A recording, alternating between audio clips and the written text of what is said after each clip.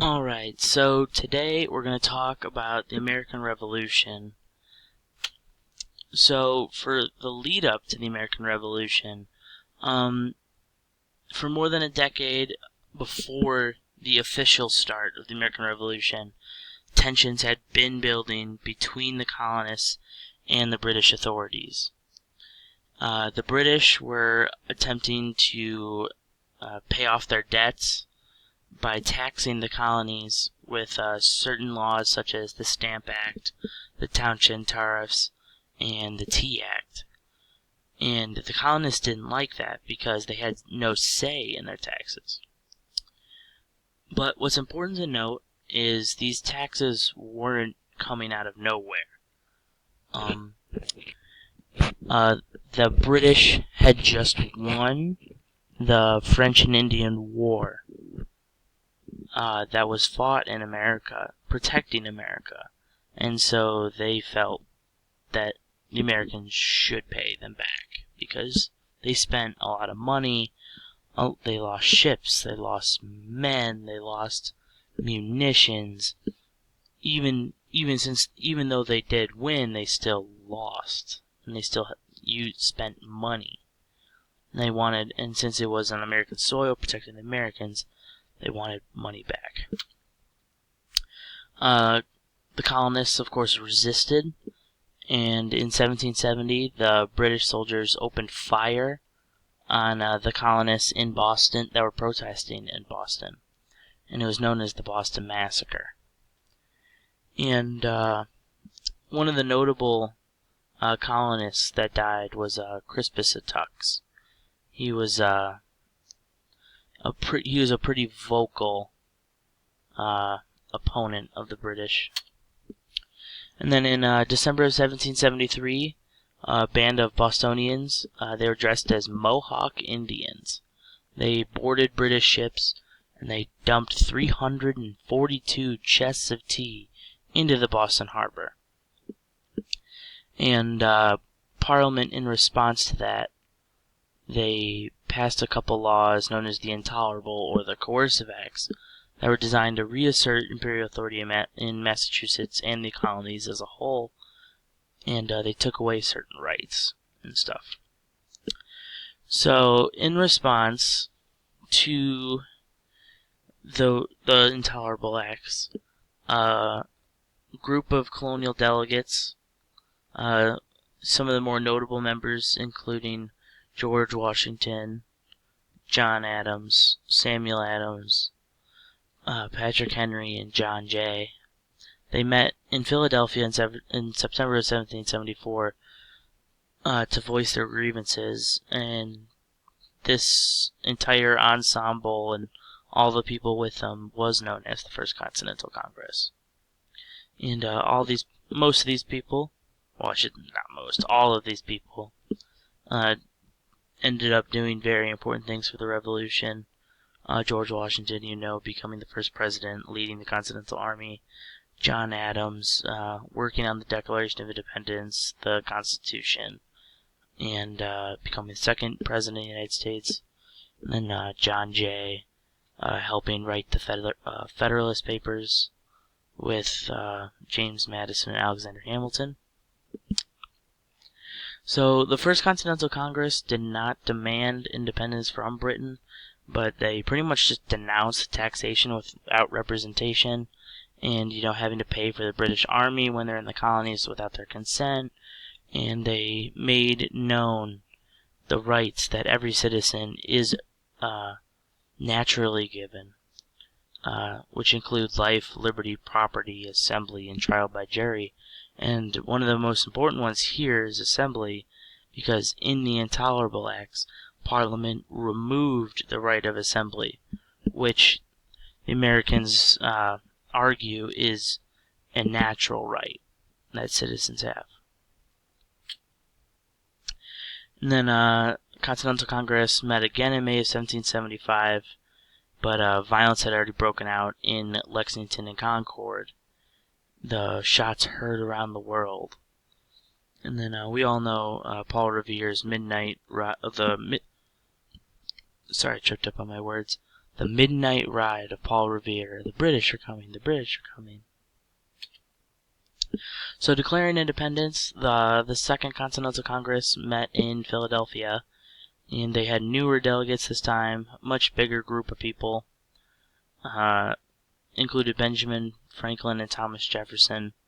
They voted to form the Continental Army with Washington as its commander-in-chief. Thomas Jefferson, arguably one of the most important people in the Continental Congress.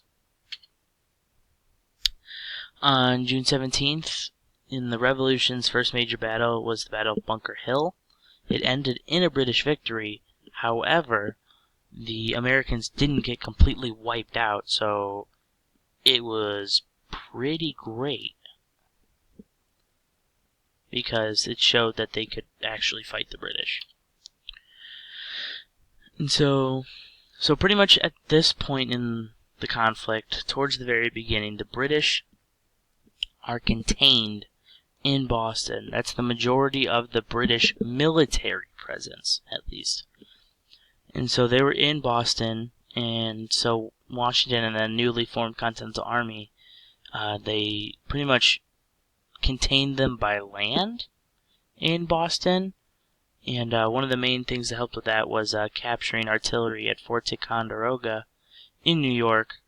But Boston has the Boston Harbor, so the British, who had the ships, and the United States and the Americans had no ships whatsoever, no navy, no nothing. So the British were able to just keep supplying them in Boston until they just decided to evacuate and go to Canada. June of 1776, the Revolutionary War is in full swing at this point, and more colonists want independence from Britain. On July 4th, the Continental Congress adopted the Declaration of Independence that was drafted by a 5-man committee, notably Ben Franklin, John Adams, Thomas Jefferson. All of the Founding Fathers, including these guys, were heavily influenced by the Enlightenment ideas that were proposed by John Locke. And one of the main things of John Locke was popular rule, saying that men could rule themselves and they didn't need a monarch or some God-given monarch to divinely rule over them. So, in the same month, the British government sent more than 34,000 troops to New York under General Howe. They routed the Continental Army in Long Island, and Washington evacuated New York City by September. They pushed him across the Delaware, and then Washington surprised them in Trenton, New Jersey on Christmas night. The Washington's crossing the Delaware, and Princeton. And then, so this painting here, actually, fun fact, Washington crossing the Delaware, the original, so it was painted in 1851 by a German artist, or a German-American artist, I should say. And so he painted it 3 times. The main original, the very first one, was stored in Germany, and it was actually destroyed by bombing during World War II. And then the second 2 originals are, one is kept in New York City itself, and another is actually kept in, weirdly, Minnesota. It used to be in the White House, but now it's in Minnesota. I don't know why. It's just Minnesota. So, the turning point of the Revolution, the English were marching down from Canada to the Hudson. They retook Fort Ticonderoga, defeated the Americans in Pennsylvania, and took Philadelphia on the 25th of September. Pretty devastating because Philadelphia was the unofficial capital of America at this point of the war. Or pretty much just the de facto capital of the American Revolution. However, the British were exposed near Saratoga, New York, And on September 19th, General Horatio Gates defeated them in the first Battle of Saratoga, and then followed up at the second Battle of Saratoga, which resulted in the British surrendering on October 17th. And there he is surrendering. So the American victories at Saratoga would prove to be extremely crucial because it shows that the American Revolution was starting to turn in their favor. So France, who does not like the British at this point in time, they had already been secretly aiding the American Revolution. They decided to join the war on the American side, although they didn't formally declare war until then. And so now it's becoming a world war. And you may be thinking, Mr. Schneider, that's not the French flag. But this is the French flag. During this time period, this is the royal French flag, because the French was still ruled by a monarch, and it didn't become that blue, white, red flag up until the French Revolution.